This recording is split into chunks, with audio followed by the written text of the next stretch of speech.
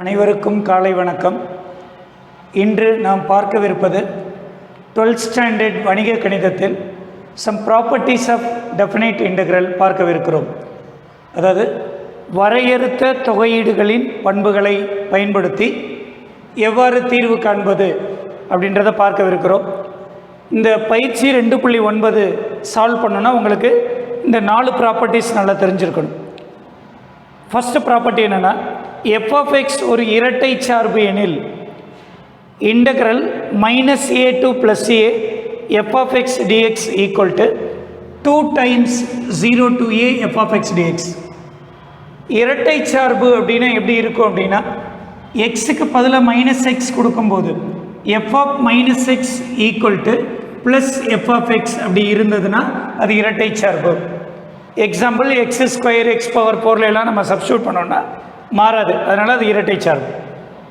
f of x ஒரு ஒற்றை சார்பு எனில் integration -a to +a f of x dxோட மதிப்பு டைரெக்டாக 0 போட்டலாம்.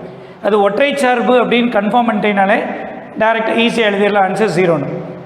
Third property, integration 0 to a f of x dx equal to 0 to a f of a minus x. இந்த அப்பர் லிமிட்டை minus பண்ணிடணும். a minus x, எக்ஸுக்கு பதிலாக a minus x சப்ஸ்டியூட் பண்ணாலும் answer ஈக்குவலாக இருக்கும்.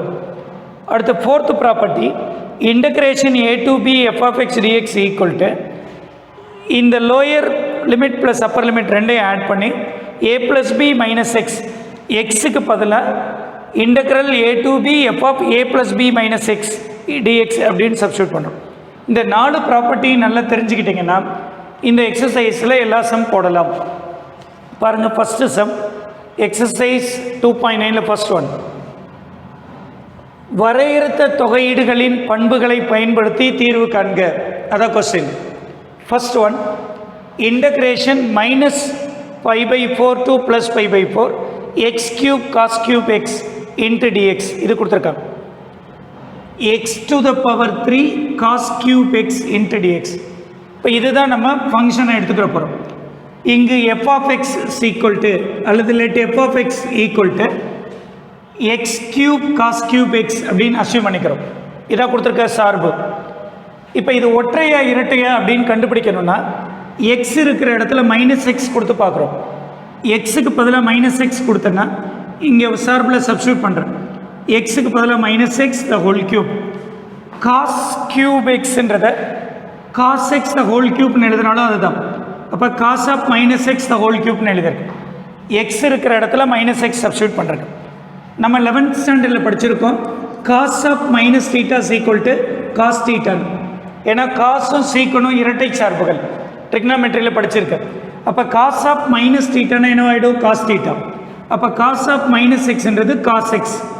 cos x 3 தடவை மல்டிபிள் பண்ணால் cos³ -3 டைம்ஸ்னா minus into minus into minus, minus into minus plus, plus into minus minus, அதனால் -x³ ஆகிடும். இப்போ இந்த x³ cos³ xன்றதுக்கு பேர் தான் f of x. அப்போ என்ன வந்திருக்குன்னா f of -x is equal to -f of xன்னு கிடச்சிருச்சு. f of -x is equal to -f of xன்னா அதுக்கு பேர் ஒற்றை சார்பு. அப்போ கொடுக்கப்பட்ட சார்பு வந்து ஒற்றைன்னு கன்ஃபார்ம் பண்ணிடும். ஒற்றை சார்புனா டைரெக்டாக அப்படியே கொஸ்டின் எழுதி integration -45 to +45 x³ cos³ x dx is equal to 0. இந்த கொஸ்டினோட ஆன்சர் 0ன்னு ஆகிடும். ஒற்றை சார்புன்னு கன்ஃபார்ம் பண்ணிட்டீங்கனாலே simply we write the answer 0. Next second one பாருங்கள், integration -π/2 to +π/2 sin² θ into dθ. இப்போ ஒற்றையா இரட்டையான்னு கன்ஃபார்ம் பண்ணுறதுக்கு முன்னாடி முதல்ல கொடுத்துருக்க சார்பை எழுதிக்கிறோம். f of θ equal to என்ன சார் கொடுத்துருக்காங்கன்னா sin² θ. இந்த θ வர்ற இடத்துல -θ போடுறோம். அப்போ sin of -θ the whole square. உனக்கு தெரியும் sin² sin θ the whole square எழுதலாம். அப்போ sin of -θ the whole square. நம்ம 11th படிச்சிருக்கோம் sin of -θக்கு ஆன்சர் -sin θ. ஏன்னா ஒற்றை சார்பது. அப்போ சைன் ஆஃப் மைனஸுக்கு -sin θ மேலே ஹோல் ஸ்கொயர் இருக்குது, மைனஸை ஸ்கொயர் பண்ணால் ப்ளஸ் ஆகிடும். அப்போ ஆன்சர் sin². sin² தான் நம்மளுக்கு கொடுத்துருக்க சார்பு, தான் f of θ. அப்போ f of minus theta equal to plus f of theta ப்ளஸ்ன்னு வந்துருச்சுன்னா அது இரட்டை சார்பு. F of x equal to இரட்டை சார்பு. இரட்டை சார்புனா என்ன ஃபார்முலா படிச்சிருக்கோம் பாருங்கள். Integration minus a to plus a f of x dx is equal to இரட்டை ஆதலால் 2 times 0 to a f of எக்ஸ்ன்னு எழுதலாம். அப்போ இங்கே எழுதியிருக்கோம் இந்த minus 90 to plus 90 sine square theta d theta equal to 2 times integral 0 to 90 அப்படின்னு எழுதிடலாம். இப்போ சைன் ஸ்கொயர் தீட்டாக்கு டைரக்ட் இன்டகிரலில் ஃபார்முலா இல்லை. அப்போ காஸ் 2 தீட்டா ஃபார்முலாவிலேருந்து டெரைவ் பண்ணி சைன் ஸ்கொயருக்கு ஃபார்முலா இப்படி படிச்சிருப்போம். 1 minus cos 2 theta divided by 2. Sine ஸ்கொயரோட value 1 minus cos 2 theta divided by 2. அப்போ இந்த 2 கேன்சல் ஆகிடும். அப்போ integration only 1 minus cos 2 theta into d theta. உனக்கு தெரியும் 1 இன்ட்டு டி தீட்டாக்கு இன்டகிரேஷன் வெறும் தீட்டா. காஸ் எக்ஸுக்கு integration sine x. Cos 2 theta இருக்கிறதுனால சைன் 2 தீட்டா பை தீட்டாவோட கீழே 2 கீழே கொண்டு வந்துடும். இப்போ lower limit upper limit apply பண்ணுறோம். ஃபஸ்ட் அப்பர் லிமிட் அப்ளை பண்ணும்போது தீட்டாக்கு பை பை 2 இதுக்கு மட்டும் தனியாக கொடுத்துட்றோம். 0 டு பை பை 2ன்னு வச்சுக்க. அப்பர் லிமிட் மைனஸ் லோயர் லிமிட்னா பை பை 2 மைனஸ் 0. இந்த கான்ஸ்டன்ட் வெளியில் எடுத்துருங்க. சைன் 2 இன்ட்டு பை பை 2னா 2 இன்ட்டு 90 சைன் 180 ஆகிடும். Minus 2 into 0 0 sine 0. சைன் 180 டிகிரியோட value 0. Sine 0 degree value 0. 0 minus 0 0. 0 into anything 0 ஆகிடும். அப்போ ஒன்லி 90 மைனஸ் 0னா 90. That's all. Second one. Third some பார்க்குறோம். Integration minus 1 to plus 1 logarithm of 2 minus x by 2 plus x into dx.